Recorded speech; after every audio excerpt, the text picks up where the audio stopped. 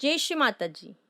विश्व के सभी सहयोगियों का सुबह के ध्यान सत्र में हार्दिक स्वागत है। आप सभी को शारदीय नवरात्रि महोत्सव की हार्दिक शुभकामनाएं।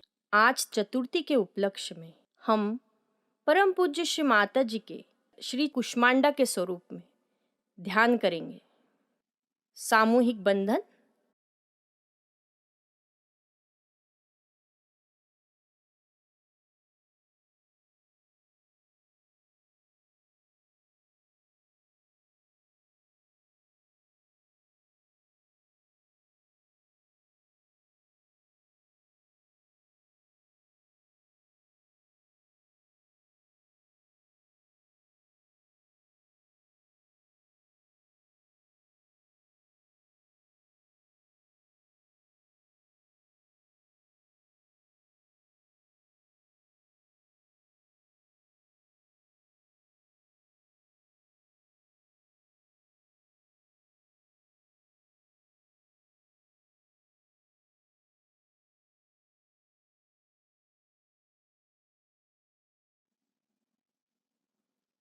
प्रार्थना करते हैं। परम पूज्य श्री माता जी, आप हमारे हृदय में पधारिए। हमें आज के सामूहिक ध्यान में बैठने की अनुमति प्रदान कीजिए। दोनों हाथ गोदी में। 3 महामंत्र, उसके पश्चात श्री गणेश मंत्र।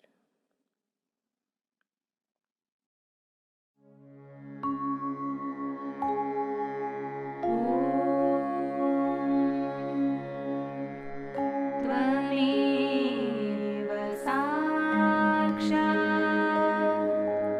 श्री महालक्ष्मी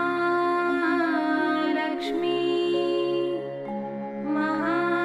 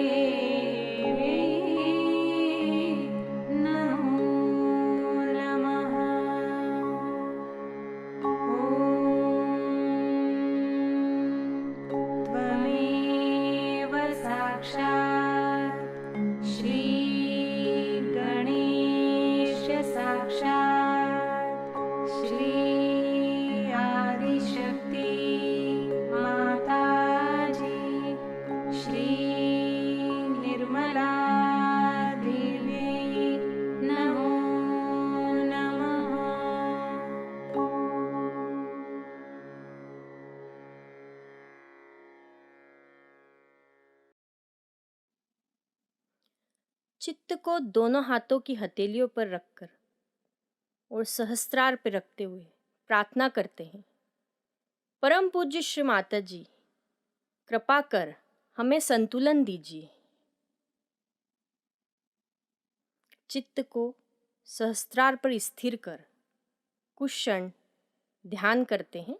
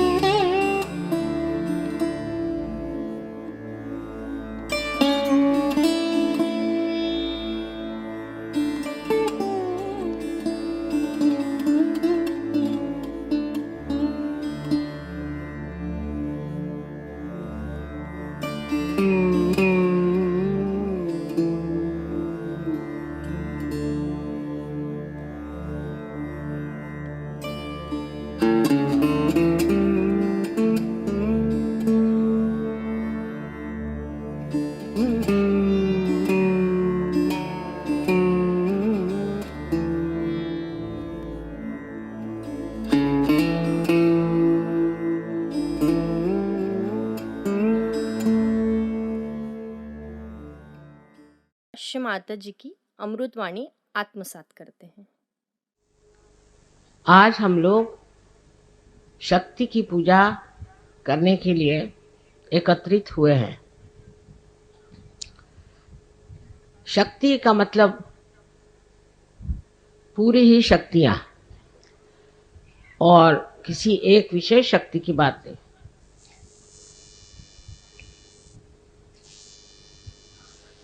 ये पूरी शक्तियां हमारे हरेक चक्र पे अलग अलग स्थान पर विराजित है और इस शक्ति के बगैर किसी भी देवता का कार्य नहीं हो सकता।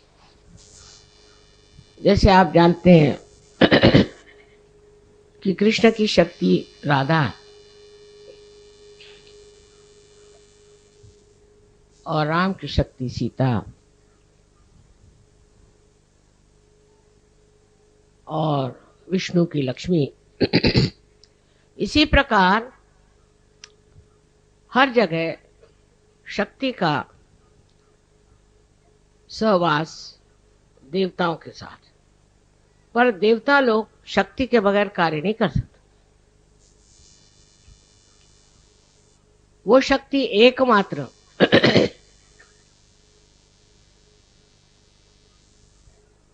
आपके हृदय चक्र में बीचों बीच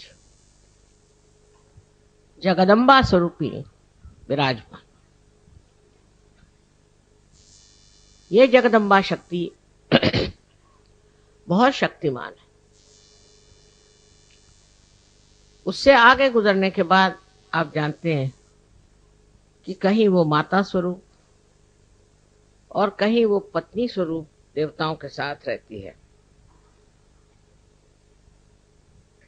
तो शक्ति का पूजन माने सारे ही देवताओं के शक्ति का आज पूजन होने वाला है। इस शक्तियों के बिगड़ जाने से ही हमारे चक्र खराब जाते हैं और उसी कारण शारीरिक, मानसिक, बौद्धिक आदि जो भी हमारे समस्याएं हैं खड़ी हो जाती। इसलिए इन शक्तियों को हमेशा प्रसन्न रखें। कहा जाता है कि देवी प्रसन्नो भवे, ये प्रसन्न रहना चाहिए। देवी को अप्रसन्न करने से न जाने क्या हो जाए। अब कुंडलिनी के जागरण से इस शक्ति को एक विशेष और एक शक्ति मिली। इन शक्तियों में एक विशेषता और होती है, वो ये है कि सारे दूर सर्वव्यापी शक्ति जो परम चैतन्य, जो आदिशक्ति की शक्ति है, उससे इसकी एकाकारिता एकदम हो जाती। उस एकाकारिता के कारण इसके अंदर वो शक्ति आ जाती। इन छोटी छोटी, जिनको कहना चाहिए विभक्त शक्तियां हैं, उसमें पूरी तरह से एकत्र एकाकारिता शक्ति का संचार हो जाता। माने ये कि अगर समझ लीजिए आपकी हृदय की शक्ति कमजोर, तो उसका संबंध जब इस परम चैतन्य से हो जाता है तो वो निर्बल शक्ति शक्तिशालिनी हो जाती है और उसका संदेश सारे शक्तियों के पास पहुंच जाता है कि अब कोई फिक्र करने की बात नहीं है, अब ये शक्ति जो है प्रबल हो गई। और शक्ति जो है वो स्त्री स्वरूप है और देवता जो है वो पुरुष स्वरूप है। सो स्त्री का मान रखना, स्त्री का आदर रखना, गृह लक्ष्मी को गृह लक्ष्मी जैसे रखना आदि बहुत जरूरी बातें हैं जो हमारे यहाँ जो पुरुष हैं उनको सीखना चाहिए। इसका मतलब ये नहीं कि औरतें उनको हमेशा लेक्चर झाड़ते रहे या उनसे बिगड़ते रहे। औरतों को तो गृहलक्ष्मी के स्वरूप होकर के अपने पति और अपने बच्चे, घर द्वार, सबकी सेवा तो करनी होती है।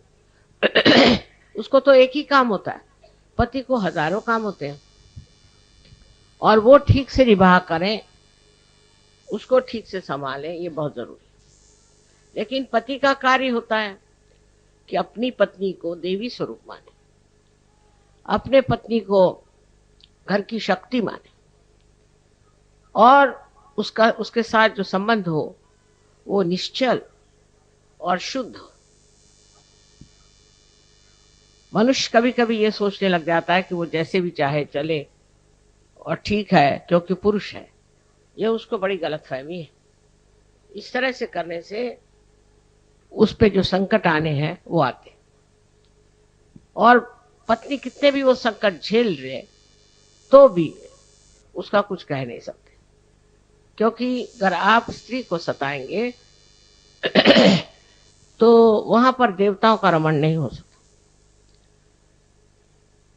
घर की औरत को जिद नहीं करनी चाहिए, पति को खुश रखना चाहिए, घर द्वार को ठीक रखना चाहिए, ये तो बात सही है। पर सबसे बड़ी बात यह है कि घर की गृहलक्ष्मी जो है वो घर की शक्ति है, इसलिए उससे एक तरह की बड़ी गहरी एकाकारिता साध्य करनी चाहिए।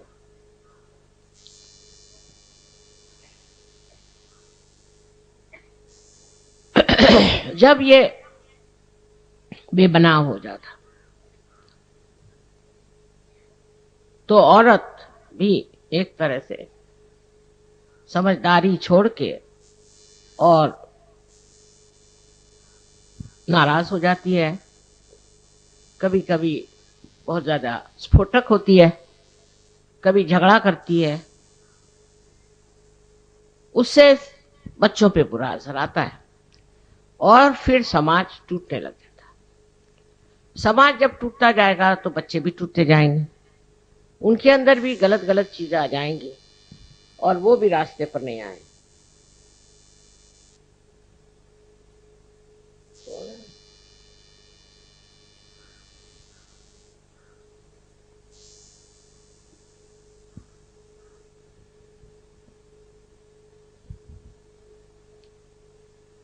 मध्येच उठून जाऊ नका.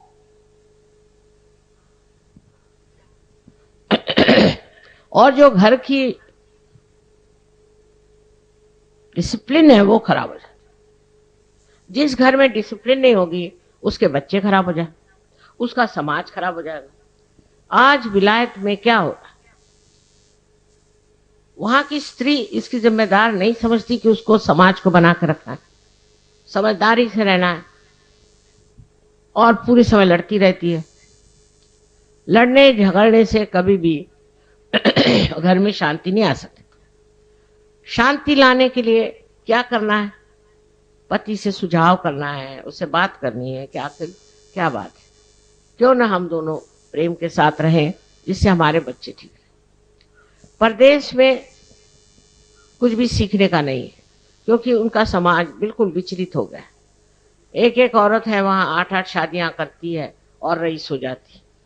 उसको बस पैसे की लालच. वो अपनी सामाजिक स्थिति के लिए जिम्मेदार नहीं. वो नहीं सोचती कि हमारा समाज मेरे सर पे बैठा हुआ. आज भी हिंदुस्तान का समाज जितना बिगड़ा नहीं, उसका कारण माताएं अच्छी, पर माताओं को भी जबरदस्ती नहीं करनी, समझाना चाहिए, उनसे दोस्ती करनी चाहिए और उनको अपने बराबर समझ करके और ठीक रास्ते पे रखना चाहिए.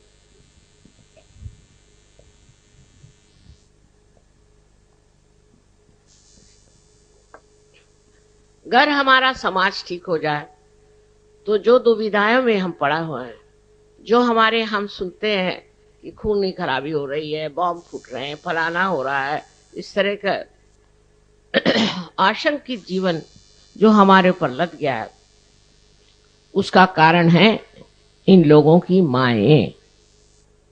उन माओं ने अगर इन बच्चों को ठीक से रखा होता तो आज वो इस तरह से बेकाबू नहीं, इस तरह से गंदे काम नहीं करते. उनको एक तरह से ऐसा जीवन मिल जाना चाहिए कि जो अत्यंत पवित्र हो और अपनी पवित्रता को वो हमेशा माने और उसकी स्वच्छता रखे. क्योंकि जब पवित्र जीवन होगा तभी आपकी शक्ति जो है वो चलेगी, नहीं तो शक्ति खत्म हो जाए. तो यही सोचना चाहिए कि शक्ति का आधार पवित्रता, और जब उसमें पवित्रता नहीं रह जाएगी तो शक्ति जहां के तहां बैठ जाएगी और आप निशक्त हो जाएंगे. अमेरिका जैसे देश में मैं देखती हूं कि बच्चे एकदम निशक्त.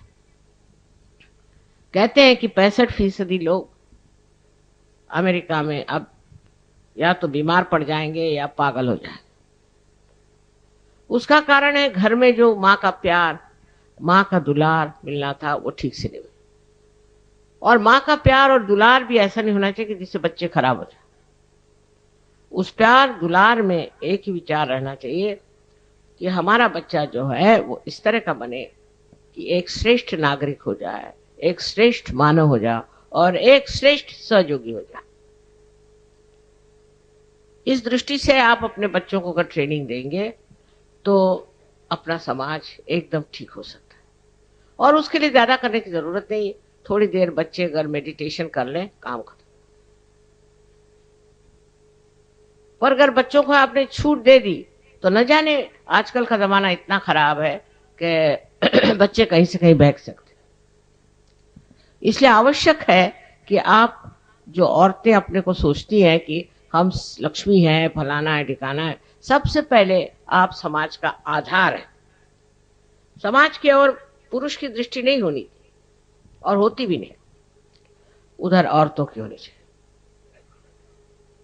इसलिए मैं हमेशा कहती हूँ कि सहयोग में औरतें कमजोर हैं, आदमी नहीं. इसका कारण मैं नहीं समझ पाती क्योंकि मैं एक औरत हूं. औरतों को ध्यान धारणा और सर्च के बारे में सब मालूमात होनी बहुत जरूरी, क्योंकि औरतों के ही कारण हम आज समाज को ठीक कर सकते. आदमियों का तो चल ही रहा है मामला, कहीं उनका राजकारण है तो कहीं अर्थव्यवस्था है, ये उससे आपको कोई मतलब. आप अपने बच्चों को ठीक करिए और उसके लिए आप भी रोज ध्यान करें, आप भी आदर करें, आप भी गहरे उतरे। गहराई लिए हुए कितनी औरतें हैं, और जब कभी मिलती भी हो तो अपना ही रोना लिए बैठे रहते हैं। इसलिए मैं आज कह रही हूं कि अगर आप शक्ति हैं तो आप शक्ति स्वरूपा होइए, और उससे जो समाज का भला करना हो करिए। उससे आपके देश का, अनेक देशों का कल्याण हो सकता, और देशों के सामने एक बड़ा भारी उज्जवल उदाहरण हो जाए। लोग देखकर सोचेंगे वाह क्या चीज। इस तरह का अपना देश अभी हुआ नहीं। अपने देश में अब भी इतनी खराबियां औरतों में आ गई हैं। एक तो फौरन विदेशी चीजों से बहुत जल्दी प्रभावित होना, सिनेमा उन्माद से बहुत ज्यादा प्रभावित होना, और अपने को कच्चा दिखाना, जैसे कि सिनेमा की नटियां हैं वैसे बनने की कोशिश करना। मैंने अभी सोचा था एक लड़की के बारे में कि उसकी शादी करा दें, तो खबर हुई कि शीशे के सामने 3-3 घंटे बैठी रहती है। तो वो फिर अपने बच्चों को कब देखेगी, अपने घर वालों को कब देखेगी? इतने शीशे के सामने बैठने लायक है क्या? उसकी क्या इतनी जरूरत है? और इतना भी करके क्या शक्ल निकल रही है वो भी देख लीजिए। हम तो 5 मिनट से ज्यादा शीशे के सामने नहीं बैठते, 5, वो भी काफी हो गया। और इसी प्रकार फिर बढ़ते बढ़ते लड़कियां जो है गलत रास्ते पे जाती है। दूसरी वो लड़कियां जो बिगड़ गई हैं, जो कॉन्वेंट की पढ़ी हुई हैं, जिनको अंग्रेजी तबीयत जिन्होंने सीखी हुई है, वो इनको नीचा दिखाती है। उनके नीचे दिखाने से ये लोग भी उसी तरह से चलने लगते हैं। आपको चाहिए कि ऐसे लड़कियों को खुद आप सोचें कि ये कहाँ है, ये तो बिल्कुल गुलामी में फंसी हुई है।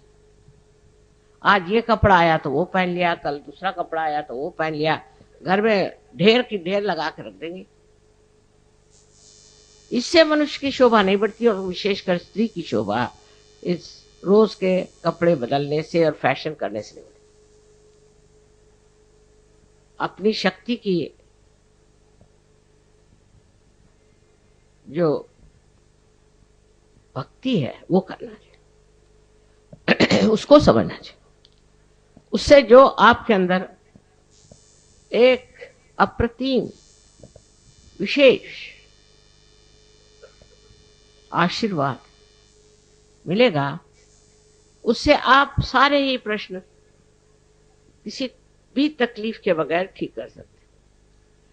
क्योंकि अब आपकी एकाकारिता इस सर्वव्यापी शक्ति से हो गई, तो लड़ने झगड़ने से कुछ नहीं होता। शांति से ध्यान करके, समझदारी रख के अपने बच्चों को सीधे रास्ते पे लाना चाहिए। अब पति जो है वो बहुत ज्यादा, समझ लीजिए, राइट साइडेड है, बहुत सोच रहा है ये करूंगा वो करूंगा वो करूंगा। लेकिन औरत को उस तरह नहीं होना चाहिए। उसको एक कैसी तरह से मैं समाऊं, समा जाना चाहिए। अपने घर खानदान में उसको समा जाना चाहिए। समुंदर है, उसको एक तरफ से दबाओ तो दूसरी जगह समा जाता। इसी प्रकार स्त्री का हृदय होना चाहिए कि उसको एक तरफ से तकलीफ हुई, दूसरी जगह समा जाए। समाना माने क्या? समाना माने एकाकारिता। एकाकारिता लानी चाहिए। जब वो ये नहीं ला सकती तो वो शक्ति नहीं है। अगर वो झगड़ा करती है और सबसे वाद विवाद ही करती है तो वो शक्ति नहीं है। शक्ति का मतलब ही यह है कि आप सब चीज में समा सकते, सबसे ऊंचे कुछ भी हो उससे आप ऊपर हो जाए, तभी आप शक्ति हैं। और अगर आप उससे दब गए तो आप शक्ति नहीं, अपनी शक्ति। स्त्री के बारे में हमारे देश में अनेक बातें कही गई हैं, और हम अपने भारत माता को भी, उसको भी हम एक माँ के रूप में देखते। हमारे यहाँ माँ बहुत बड़ी चीज मानी जाती है, क्योंकि वो लड़के को गलत रास्ते से बचाती है, उसको सही तरीके से बड़ा करती है, उसको वो ऐसे बहुमूल्य गुण देती है जो उसको जिंदगी भर के लिए पूरे पड़े। ऐसी हालत में आप लोगों को ये सोचना चाहिए, क्या हम अपने घर में शांति, सुख और आनंद देते हैं? घर पे पति आया और आप लड़ाई झगड़ा शुरू कर देते, या नहीं तो बस रहने दो, इस तरह से एक अछूतापन। अगर आप घर में आनंद और प्रेम की सृष्टि करें तो आपके बच्चे ठीक से पनप जाए। उसी प्रकार पुरुषों के लिए बहुत जरूरी है कि हर समय अपनी बीवी से मजाक करना कोई बड़ी अच्छी बात नहीं। नॉर्थ इंडिया में बहुत ज्यादा है, बीवी का बड़ा मजाक करते रहे सुबह शाम। उसमें कोई बड़ी भारी बुद्धि चातुर्य नहीं है, बेकार की बात है। अपने बीवी के गुण देखिए, जरूर नहीं उसको बखानिए, और उसको समझिए और उन गुणों से परिचित हो करके और उसका मान पान सब रखना चाहिए। आज मैं इसलिए बात कह रही हूं कि बहुत सी औरतें सहयोग में आई हैं, लेकिन अब भी उनमें कर्मकांड बहुत, फलाना है शुक्रवार, खासकर महाराष्ट्र में तो बहुत ज्यादा। आप स्वयं गुरु हो गए, आपको क्या कर्मकांड करने की जरूरत है?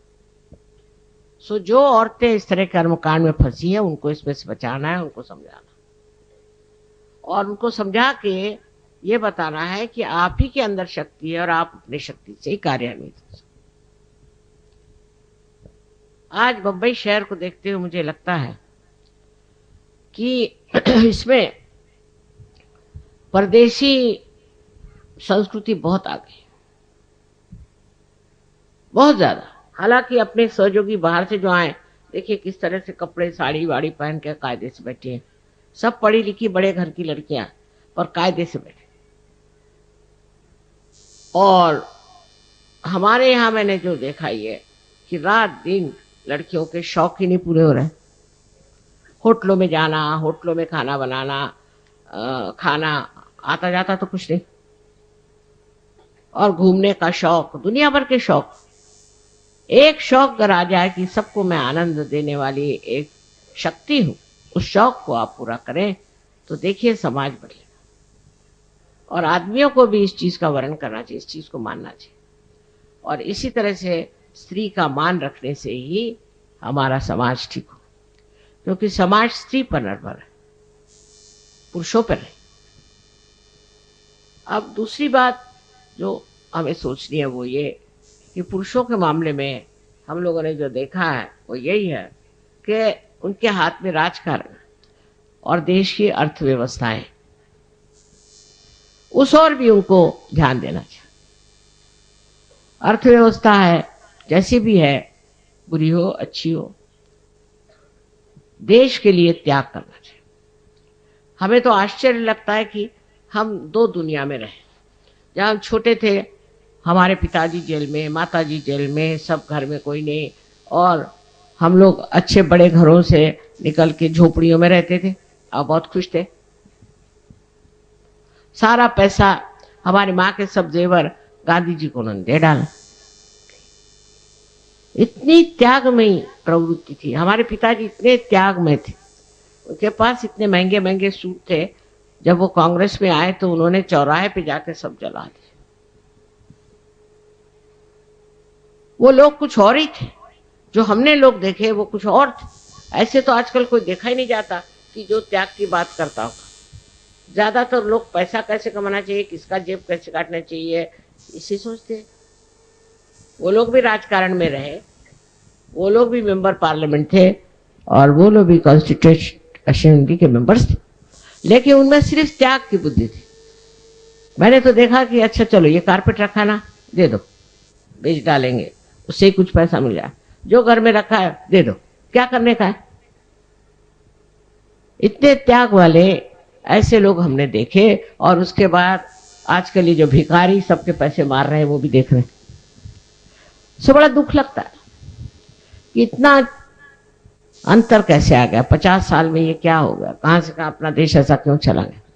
इतनी लालसा, इतना पैसा, करोड़ों रुपए होंगे तो भी उनको समाधान नहीं, तो भी वो किसी तरह से और जुड़ो और जुड़ो और जुड़ो, और सत्ता के पीछे में दौड़ेगा।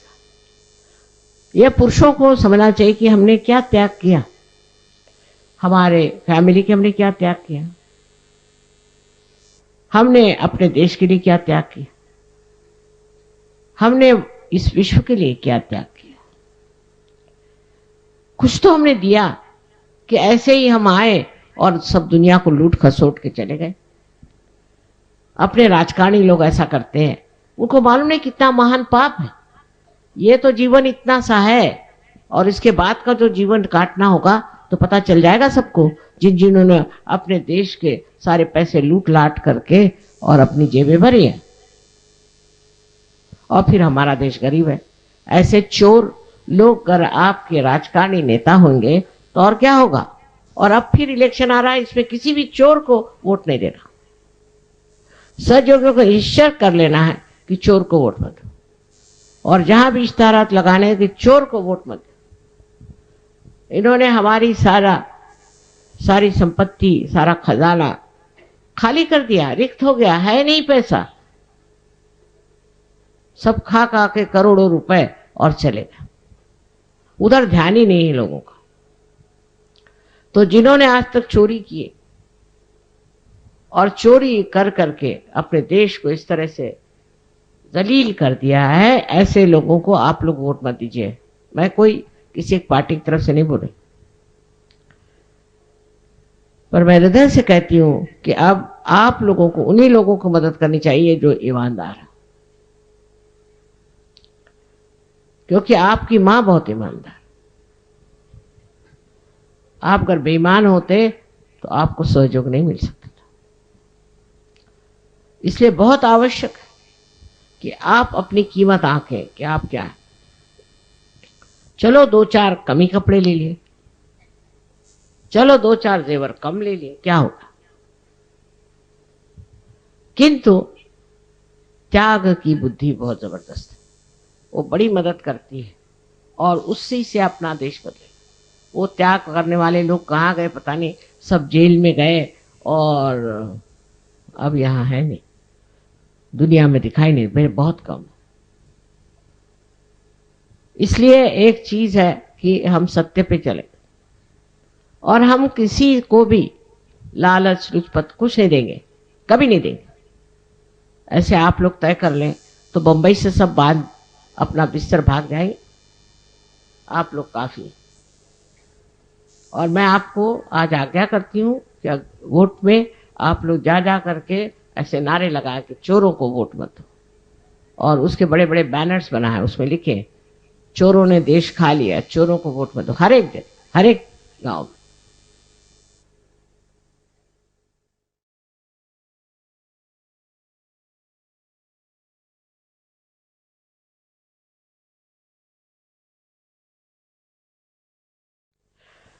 I was telling them about the Shakti is the woman. Man cannot do without the woman. She is the power behind it. But how you treat your Shakti is very important. How you look after your wife is very important. I was telling them in the West, marriages are broken, families are broken, the children are on the on the road, and there is no discipline at all. No discipline of any kind. You can't say what sort of children they'll be tomorrow. They could be devils, they could be anything. Because parents have no interest in their children, and parents have no interest in themselves. So first of all, the family has to be all right. You must know that you have married. So many people got married now in Sahaja Yoga. So I have to tell them, at the very outset you must decide that you will see the good points of your partner. And you must promise and take a challenge that we are going to make a very happy married life. Very easy to find faults with others because your eyes are outward. If you could somehow turn them inside, you will be surprised that you have many more defects than they have. And it's the responsibility of the women to look after the society. If something has gone wrong with your society, it is because of the women who don't understand what is their job, what is their duty, and their attention has gone so low that they try to compare themselves with the cheap women, with the cheap actresses, and also women without any ideals in their life. You being Sahajogis, you have to understand that you are not like these horrible women. You are a special type, and you must not take to all the stupid things that these women are doing for money. It amounts to prostitution, I think, the way things people are doing for money. So be satisfied. And if you are satisfied, you will really enjoy yourself. You will enjoy your family life. The woman who is not satisfied always finds faults with others, always is demanding something, can never make a good wife, and can never make a good society. And this society which she will make will destroy the next society. Of course, the men must respect women and respect the great qualities in them. Their satisfaction, their patience, their understanding, everything must be respected. And they should not make fun of their wives all the time. I have seen if that is done, then women stoop down to the same level. That's no friendship. In friendship, you must have respect. It's all right, you can do this with your friends, but not with your wife. And this is what I can't understand, that how men use their intelligence in such a stupid manner. Because she is the mother of your children. If you make fun of her, children will also make fun of her. Of course, she has to respect you because she receives her authority from you, but also you must maintain her authority. You must keep her in proper shape. For small things, husbands give up their wives and misbehave. It's most shocking that some of the senior people in surgery have done all kinds of nonsense about their married life. I'm amazed at how could they do it. And this really shocks me.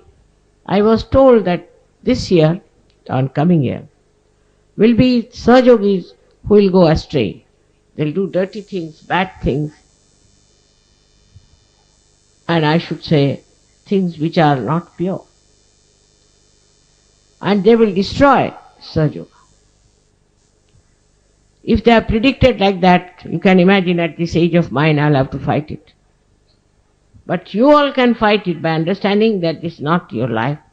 This is not a Sahaj life, and you have to live in a Sahaj manner. Must bring a good name to Sahaja Yoga. Not artificially, but really. People should say that if they have met any saints, they are in Sahaja. The other day also I have said that miserliness is not the quality of a Sahaja. Because he knows he'll get whatever he wants. Should go on distributing as much as he can. All this is going to work out in the favor. More than men, women are miserly. They look after their children, but not others' children, not other people. So if the women become more socialistic, it would be a better idea. And it will help them a lot to do justice to their own Shakti, because she wants, your Shakti within wants you to be generous, to be kind, to be loving. If you are not loving, then it's not going to work.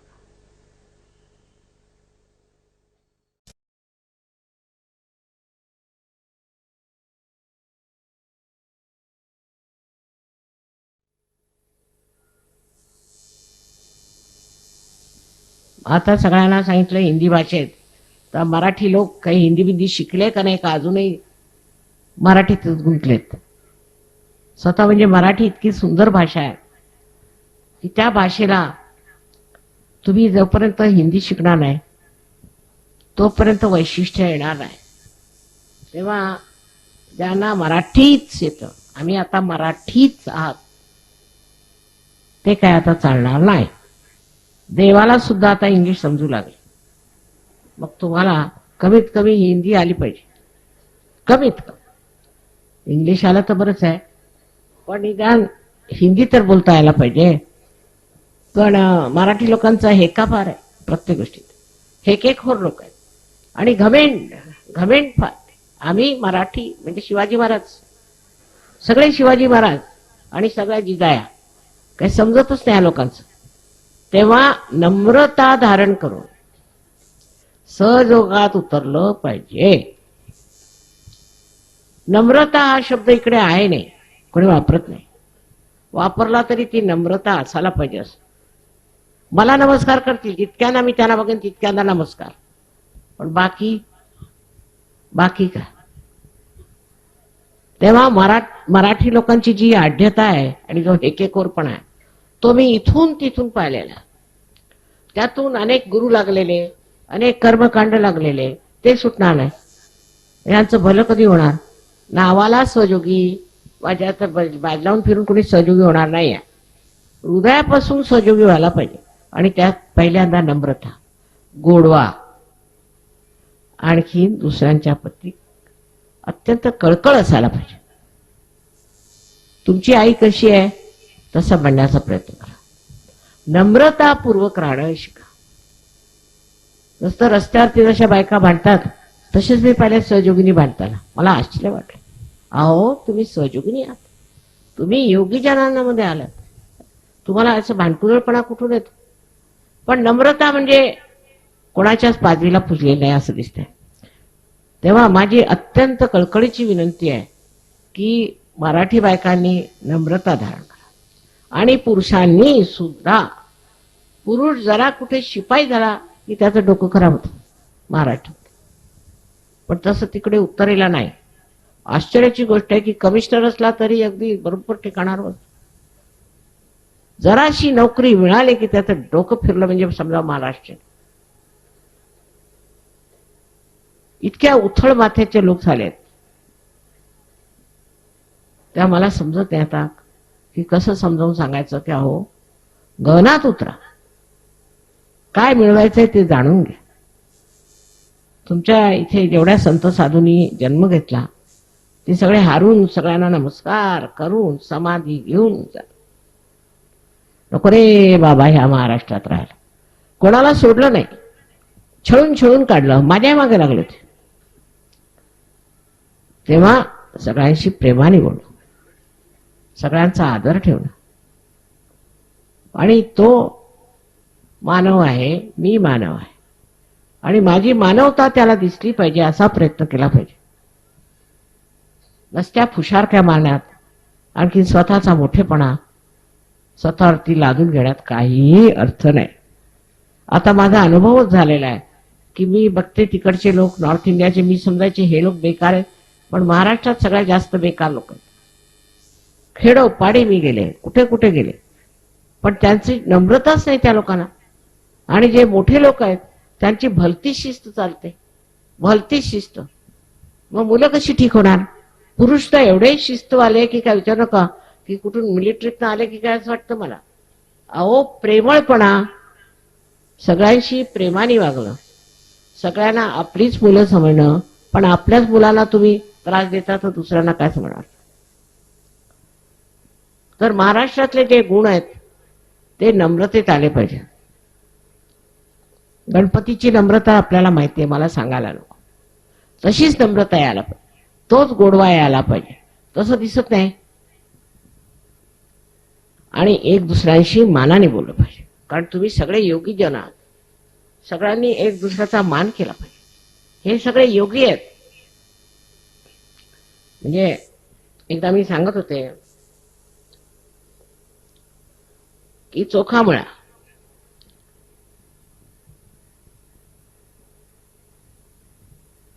आणि ही मंडळी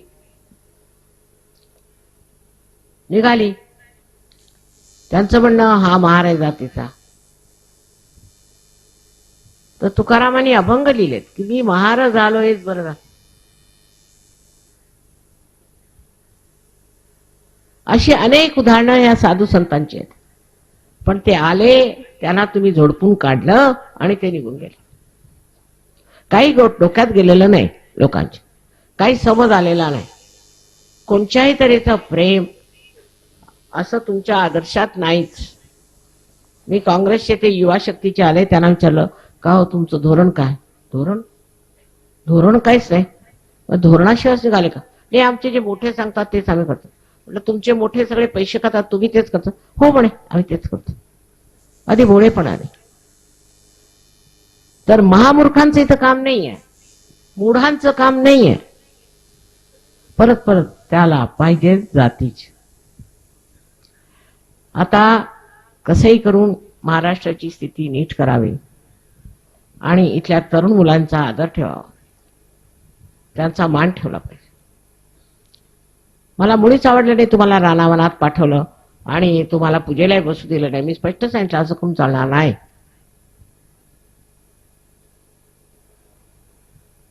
प्रेम हे मुख्य आहे. आपण किती कोणावर प्रेम करतो ते मोजायचं नसतं, नुसतं ते प्रेम वाहतं असं निर्वाद हे व्हायला पाहिजे.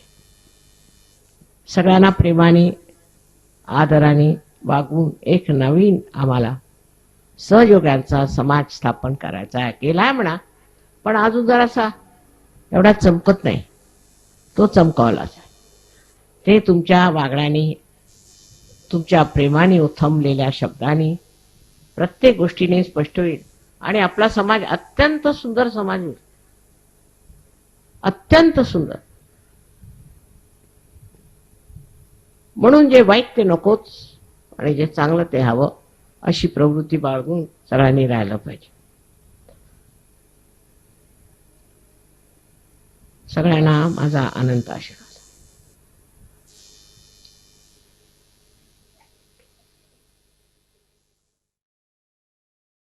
कुछ क्षण निशब्द ध्यान में बैठते हैं.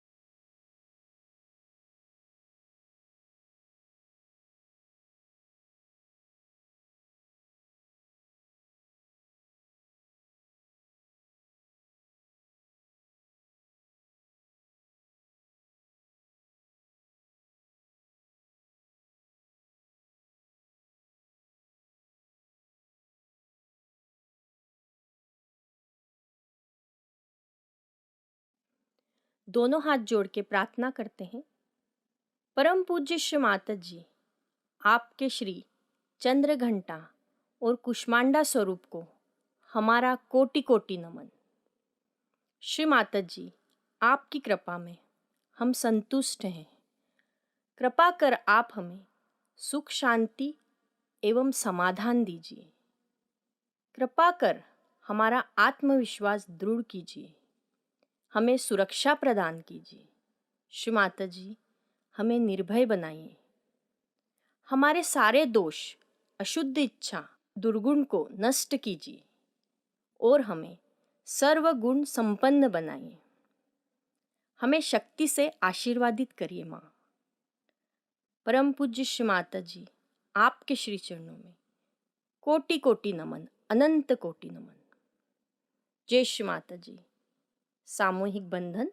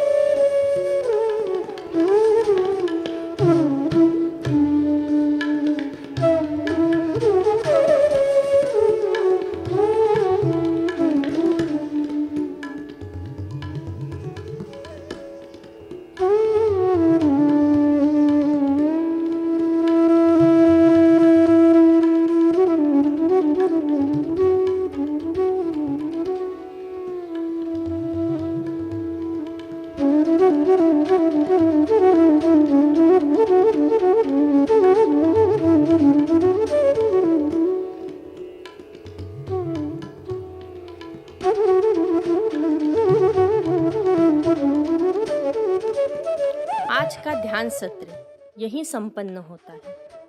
आज घर में हम सब श्री देवी कवच का पठन करें। धन्यवाद। जय श्री माता जी।